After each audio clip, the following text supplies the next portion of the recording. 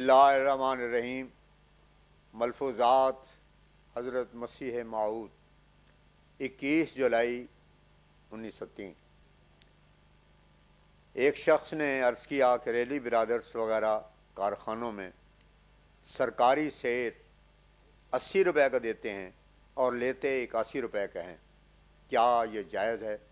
हज़रत अक़दस ने फरमाया, जिन मामलात में बै और शरा में मुक़द्दमात ना हो, फसाद ना हो, तराज़ी फ़रीक़ैन हो और सरकार ने भी जुर्म न रखा हो, उर्म में जायज़ हो, वो जायज़ है।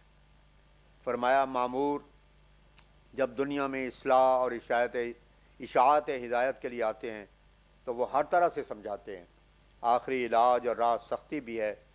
दुनिया में भी यही तरीक़ जारी है कि इब्तिदान व अव्वलन नरमी के साथ समझाया जाता है, फिर उसकी खूबियाँ और मफाद बताकर शौक़ दिलाया जाता है। आखिर जब किसी तरह नहीं मानते तो सख्ती होती है, जैसे एक माँ एक वक्त बच्चे को मार से डराती है। हज़रत सल्लल्लाहु अलैहि वसल्लम ने जिस कदर तरीक़ अक्ल, तबलीग और हिदायत की तजवीज़ कर सकती है इख्तियार की है, यानी अव्वल हर किस्म की नरमी से, रिफ़्क़, सब्र और अखलाक से, अक़ली दलाइल और मोजज़ात से काम लिया, और आखिरुल अम्र जब इन लोगों की शरारतें और सख्तियाँ हद से गुज़र गईं तो अल्लाह ताला ने फिर इसी रंग में उन पर हुज्जत पूरी की और सख्ती से काम लिया। यही हाल अब हो रहा है। खुदा ताला ने दलाइल से समझाया, निशानात दिखाए और आखिर अब ताउन के ज़रिए मुतवज्जे कर रहा है और एक जमात को इस तरफ ला रहा है। फरमाया, सूरह फातिहा में जो अल्लाह ताला के सिफ़ात अरबा बयान हुई हैं, हज़रत सल्लल्लाहु अलैहि वसल्लम इन चारों सिफ़ात के मज़हर कामिल थे। मसलन पहली सिफ़त रब्बुल आलमीन है, हज़रत सल्लल्लाहु अलैहि वसल्लम इसके भी मज़हर हुए, जबकि ख़ुद अल्लाह ताला ने फरमाया, वमा अरसलनाका इल्ला रहमतन लिल आलमीन, अल-अंबिया आयत 108। जैसे रब्बुल आलमीन आम रबूबियत को चाहता था, इसी तरह हज़रत सल्लल्लाहु अलैहि वसल्लम के फ़यूज़ व बरक़ात और आपकी हिदायत व तबलीग कुल दुनिया और कुल आलमों के लिए करार पाई। फिर दूसरी सिफ़त रहमान की है, हज़रत सल्लल्लाहु अलैहि वसल्लम इस सिफ़त के भी कामिल मज़हर ठहरे, क्योंकि आपके फ़यूज़ व बरक़ात का कोई बदल और अजर नहीं। मा सलकुम अलैहि मिन अजरिन, अल-फुरक़ान आयत 58। फिर आप रहीमियत के मज़हर हैं। आपने और आपके सहाबा ने जो मेहनतें इस्लाम के लिए की और इन खिदमात में जो तकालीफ उठाई वो ज़ाया नहीं हुई, बल्कि उनका अजर दिया गया। और ख़ुद रसूलुल्लाह सल्लल्लाहु अलैहि वसल्लम पर कुरान करीम में रहीम का लफ्ज़ बोला ही गया है। फिर आप मालिकियत यौम-ए-दीन के मज़हर भी हैं। इसकी कामिल तजल्ली फ़तेह मक्का के दिन हुई। ऐसा कामिल ज़हूर अल्लाह ताला के इन सिफ़ात अरबा का जो सिफ़ात हैं और किसी नबी में नहीं हुआ। 23 जुलाई 1903। फरमाया, रात को मैंने ख्वाब में देखा कि मेरे हाथ में एक अम्ब है, जिसे मैंने थोड़ा सा चूसा तो मालूम हुआ कि वो 3 फल हैं। जब किसी ने पूछा कि फल हैं तो कहा कि एक आम है, एक तूबा और एक और फल है। इस्लाम से इर्तिदाद की वजह पर जिक्र करते हुए फरमाया, जब एक कौम का गलबा और इकबाल होता है तो खुद गर्ज आदमी अगराज के वास्ते उसके साथ हो जाता है। 24 जुलाई 1903। दरबार शाम। एक साहब ने अर्ज़ की कि हजूर, बकरा वगैरह जानवर जो गैरुल्लाह थानों और कब्रों पर चढ़ाए जाते हैं, फिर वो फ़रोख्त होकर ज़बा होते हैं, क्या उनका गोश्त खाना जायज़ है या नहीं? हज़रत अक़दस ने फरमाया, शरीयत की बिना नरमी पर है, सख्ती पर नहीं है। असल बात यह है कि ओइला बेही लिगैरिल्लाह, अल-बकरा आयत 174 से ये मुराद है कि जो इन मंदिरों और थानों पर ज़बा किया जावे या गैरुल्लाह के नाम पर ज़बा किया जावे, उसका खाना तो जायज़ नहीं। लेकिन जो जानवर बै और शरा में आ जाते हैं उसकी हिल्लत ही समझी जाती है, ज़्यादा तफ्तीश की क्या ज़रूरत होती है?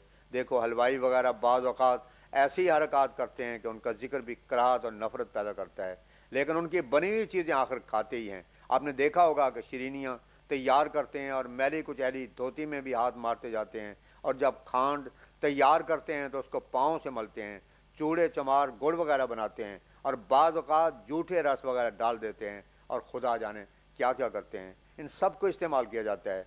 इस तरह पर अगर तशद्दुद हो तो सब हराम हो जावें। इस्लाम ने माला युताक तकलीफ नहीं रखी है, बल्कि शरीयत की बिना नरमी पर है। इसके बाद साहिल मज़कूर ने फिर इसी सवाल की और बारीक जुज़ियात पर सवाल शुरू किए। फरमाया, अल्लाह ताला ला तसलु अन अशिया भी फरमाता है, बहुत खोदना अच्छा नहीं। فرمایا اللہ تعالیٰ نے وعدہ فرمایا ہے کہ وہ متقی کو ایسی مشکلات میں نہیں ڈالتا. الخبیثات للخبیثین اور والطیبین للطیبین، النور آیت 27. اس سے صاف معلوم ہوتا ہے کہ متقیوں کو اللہ تعالیٰ خود پاک چیزیں بہم پہنچاتا ہے اور خبیث چیزیں خبیث لوگوں کے لیے ہیں. اگر انسان تقوی اختیار کرے اور باطنی طہارت اور پاکیزگی حاصل کرے جو اللہ تعالیٰ کی نگاہ میں پاکیزگی ہے، تو وہ ایسے ابتلاؤں سے بچا لیا جاوے گا. ایک بزرگ کی کسی بادشاہ نے دعوت کی اور بکری کا گوشت بھی پکایا اور خنزیر کا بھی، اور جب کھانا رکھا گیا تو آمدن سور کا گوشت اس بزرگ کے سامنے رکھ دیا اور بکری کا اپنے دوستوں کے آگے. جب کھانا رکھا گیا اور کہا کہ شروع کرو، تو اللہ تعالیٰ نے اس بزرگ پر بذریعہ کشف اصل حال کھول دیا اور انہوں نے کہا ٹھہرو، تقسیم ٹھیک نہیں. اور یہ کہہ کر اپنے آگے کی رکابیاں ان کے آگے اور ان کے آگے کی اپنے آگے رکھتے جاتے تھے اور یہ آیت پڑھتے جاتے تھے الخبیثات للخبیثین. اگر جب انسان شرعی امور کو ادا کرتا ہے اور تقوی اختیار کرتا ہے تو اللہ تعالیٰ اس کی مدد کرتا ہے اور بری اور مکروہ باتوں سے اس کو بچا لیتا ہے. اللہ ما رحم ربی کہ یہی معنی ہے. 25 جولائی 1903 دربار شام. فرمایا کل مجھے الہام ہوا تھا الفتنۃ و صدقات. فرمایا اب الہام بھی اسے کیا کہیں، ایسی صاف اور واضح وحی ہوتی ہے کہ کسی قسم کے شک و شبہ کی گنجائش بالکل نہیں رہتی.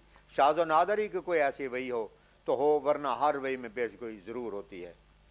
تقویت ایمان کی بڑی ضرورت ہے. بغیر ایمان کے اعمال مثل مردہ کے ہوتے ہیں. ایمان ہو تو انسان کو وہ معرفت حاصل ہوتی ہے جس سے وہ آسمان کی طرف صعود ہوتا ہے، اور اگر یہ نہ ہو تو نہ برکات حاصل ہوتے ہیں نہ خوشی حاصل ہوتی ہے. خدا تعالیٰ کو دیکھنے کے بعد جب کوئی عمل کیا جاوے تو جو اس عمل کی شان ہوگی تو کیا ویسی کسی دوسرے کی ہو سکتی ہے؟ ہرگز نہیں. جس قدر امراض عمل کی کمزوری اور تقوی کی کمزوری کے دیکھے جاتے ہیں، ان سب کی اصل جڑ معرفت کی کمزوری ہے. ایک کیڑے کی بھی معرفت ہوتی ہے تو انسان اس سے ڈرتا ہے، پھر اگر خدا کی معرفت ہو تو اسے کیوں نہ ڈرے؟ غرض کے معرفت کی بڑی ضرورت ہے.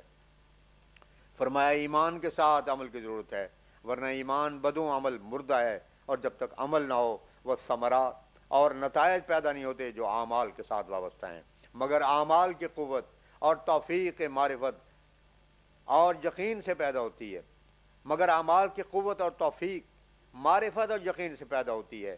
جس قدر یہ قوت بڑھتی ہے اسی قدر اعمال صالحہ کی توفیق ملتی ہے اور وہ برکات حاصل ہوتی ہیں جن سے انسان آسمان کی طرف اٹھایا جاتا ہے. اگر یہ بات نہ ہو تو یقین کے ثمرات پیدا نہیں ہوتے. جس قدر انسان شک و شبہ میں اور غفلت میں ہے اسی قدر اس کا ایمان کمزور ہے، اور اس ایمان کے موافق اس کے اعمال کمزور. جس قدر امراض عمل کی کمزوری اور تقوی کی کمزوری سے پیدا ہوتے ہیں اس کی اصل جڑ معرفت کی کمی اور کمزوری ہے. ورنہ معرفت تو ایک ایسی لذیذ شے ہے کہ یہ جس قدر بڑھتی ہے اسی قدر عمل کی طاقت ملتی ہے. ایک کیڑے کی معرفت بھی ہو تو انسان اسے ڈرتا ہے. اسے علم ہو کہ چونٹی کے کاٹنے سے درد ہوتا ہے تو اس سے بھی ڈرتا ہے اور اس کے ضرر سے بچتا ہے. اگر اللہ تعالیٰ کی معرفت ہو تو کیا وجہ ہو سکتی ہے کہ اسے نہ ڈرے؟ اصل یہی معرفت ہے جس کے بغیر کوئی خوشی اور برکت حاصل نہیں ہو سکتی.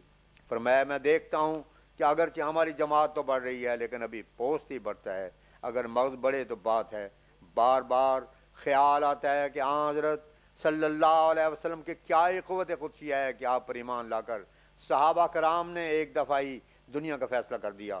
جان سے بڑھ کر کیا شے ہوتی ہے؟ اپنے خون سے دین پر مہریں لگا دیں. اب لوگ بیعت کرتے ہیں تو دیکھا جاتا ہے کہ ساتھ یہ مخفی اغراض دنیا کے بھی لاتے ہیں کہ فلاں کام دنیا کا ہو جاوے، یہ ہو جاوے. یہ سچ ہے کہ جو مومن ہو جاتا ہے تو خدا تعالیٰ ہر ایک مشکل اس کی آسان کر دیتا ہے، مگر سب سے اول معرفت ضروری ہے، پھر خدا تعالیٰ خود اس کی ہر ایک ضرورت کا کفیل ہوگا.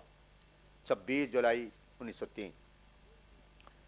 فرمایا حدیث میں جو آیا ہے کہ مسیح موعود کے زمانے میں عمریں لمبی ہوں گی، اس سے یہ مراد نہیں ہے کہ موت کا دروازہ بالکل بند ہو جائے گا اور کوئی شخص نہیں مرے گا، بلکہ اس سے یہ معلوم ہوتا ہے کہ جو لوگ مالی جانی نصرت میں اس کے مخلص صحاباب ہوں گے اور خدمت دین میں لگے ہوئے ہوں گے ان کی عمریں دراز کر دی جائیں گی، اس واسطے کہ وہ لوگ نفع رساں وجود ہوں گے.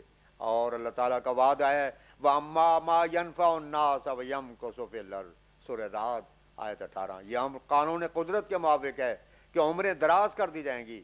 اس زمانے کو جو دراز کیا ہے یہ بھی اس کی رحمت ہے اور اس میں کوئی خاص مصلحت ہے۔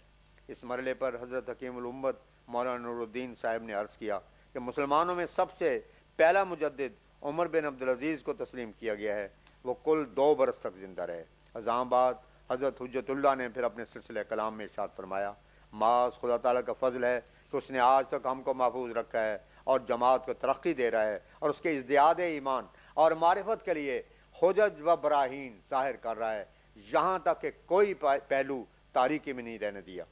ہمارے سلسلے کے لیے منہاج نبوت ایک زبردست آئینہ ہے۔ جاہل اس پر اپنی کم سمجھی سے اعتراض کرے تو منہاج نبوت اس کے منہ پر تمانچہ مارتا ہے۔ جو بات ہونہار ہوتی ہے اس کے نشانات اور آثار خود بخود نظر آنے لگتے ہیں۔ جو کام اللہ تعالیٰ نے ہمارے سپرد کیا اس کی تکمیل کی ہوائیں چل رہی ہیں، اور 2 طرح سے وہ ہو رہا ہے۔ ایک تو یہ کہ اللہ تعالیٰ ہم کو توفیق دے رہا ہے کہ ہماری طرف سے دن رات کوشش جاری ہے اور ارشاد اور تبلیغ کی راہیں کھلتی جاتی ہیں، تائیدات الہیہ شامل حال ہوتی جاتی ہیں۔ دوسری طرف خود ہمارے مخالفوں کی کوششیں ناکام ہو رہی ہیں، اور ان میں ہی ایسے لوگ پیدا ہو رہے ہیں جو اپنے مذہب کو چھوڑے جاتے ہیں اور اس کی برائیاں بیان کر رہے ہیں، گویا وہ اپنے مذہب و ملت کی عمارت کو یخربون بیوتہم بایدیہم کا مصداق ہو کر خود ہی مسمار کر رہے ہیں۔ فرمایا اللہ تعالیٰ جب تک اپنا چہرہ نہ دکھلا لے ہرگز نہیں چھوڑے گا، کیونکہ یقین کی ترقی کا سچا ذریعہ یہی ہے۔ پھر فرمایا چند روز سے جو مستورات میں واز کا سلسلہ جاری ہے، ایک روز یہ ذکر آ گیا کہ دوزخ کے 7 دروازے ہیں اور بہشت کے 8۔ اس کا کیا سر ہے؟ تو یک دفعہ ہی میرے دل میں ڈالا گیا کہ اصول جرائم بھی 7 ہی ہیں اور نیکیوں کے اصول بھی 7۔ بہشت کا جو 8واں دروازہ ہے وہ اللہ تعالیٰ کے فضل و رحمت کا دروازہ ہے۔ دوزخ کے 7 دروازوں کے جو اصول جرائم 7 ہیں، ان میں سے ایک بدظنی ہے۔ بدظنی کے ذریعے بھی انسان ہلاک ہوتا ہے اور تمام باطل پرست بدظنی سے گمراہ ہوئے ہیں۔ دوسرا اصول تکبر ہے، تکبر کرنے والا اہل حق سے الگ رہتا ہے اور اسے سعادت مندوں کی طرح اقرار کی توفیق نہیں ملتی۔ تیسرا اصول جہالت ہے، یہ بھی ہلاک کرتی ہے۔ چوتھا اصول اتباع ہوا ہے۔ 5واں اصول قرآن تقلید ہے۔ غرض اس طرح پر جرائم کے 7 اصول ہیں اور یہ سب کے سب قرآن شریف سے مستنبط ہوتے ہیں۔ خدا تعالیٰ نے ان دروازوں کا علم مجھے دیا ہے، جو گناہ کوئی بتایا وہ ان کے نیچے آ جاتا ہے۔ قرآن تقلید اور اتباع ہوا کے ذیل میں بہت سے گناہ آتے ہیں۔ اسی طرح ایک دن میں نے بیان کیا کہ دوزخیوں کے لیے بیان کیا گیا ہے کہ ان کو زقوم کھانے کو ملے گا، اور بہشتیوں کو اس کے بالمقابل دودھ اور شہد کی نہریں اور قسم قسم کے پھل بیان کیے گئے ہیں۔ اس کا کیا سر ہے؟ فرمایا اصل بات یہ ہے کہ یہ دونوں باتیں بالمقابل بیان ہوئی ہیں۔ بہشت کی نعمتوں کا ذکر ایک جگہ کر کے یہ بھی فرمایا ہے کلما رزقوا منہا من ثمرۃ رزقا قالوا ھذا الذی رزقنا من قبل واتوا بہ متشابہا، البقرہ آیت 26۔ تو اس میں رزقنا من قبل سے یہ مراد نہیں کہ دنیا کے آم، خربوزے اور دوسرے پھل اور دنیا کا دودھ اور شہد ان کو یاد آ جائے گا، نہیں، بلکہ اصل یہ ہے کہ مومن جو اخلاص اور محبت کے ساتھ خدا تعالیٰ کی عبادت کرتے ہیں اور اس ذوق اور شوق سے جو لذت ان کو محسوس ہوتی ہے، تو بہشت کے نعمتوں اور لذتوں کے حاصل ہونے پر وہ لذت ان کو یاد آ جائے گی کہ اس قسم کے لذت بخش نعمتیں ہمارے رب سے پہلے بھی ملتی رہی ہیں، کیونکہ بہشتی زندگی اسی عالم سے شروع ہوتی ہے، اس لیے نعمتوں کا ملنا بھی یہیں سے شروع ہو جاتا ہے۔ ورنہ بہشت کے نعمتوں کے بارے میں تو آیا ہے کہ نہ ان کو کسی آنکھ نے دیکھا، نہ کسی کان نے سنا، تو ان دنیاوی پھلوں سے ان کا رشتہ کیا ہوا؟ ایمان اور اعمال کی مثال قرآن شریف میں درختوں سے دی گئی ہے۔ ایمان کو درخت بتایا ہے اور اعمال اس کی آبپاشی کے لیے بطور نہروں کے ہیں۔ جب تک اعمال سے ایمان کے پودے کی آبپاشی نہ ہو اس وقت تک وہ شیریں پھل حاصل نہیں ہوتے۔ بہشتی زندگی والا انسان خدا تعالیٰ کی یاد سے ہر وقت لذت پاتا ہے۔ جو بدبخت دوزخی زندگی والا ہے تو ہر وقت اس دنیا میں زقوم ہی کھا رہا ہے، اس کی زندگی تلخ ہوتی ہے۔ معیشت ضنکا بھی اسی کا نام ہے، جو قیامت کے دن زقوم کی صورت پر متمثل ہو جائے گی۔ غرض دونوں صورتوں میں باہم رشتے قائم ہیں۔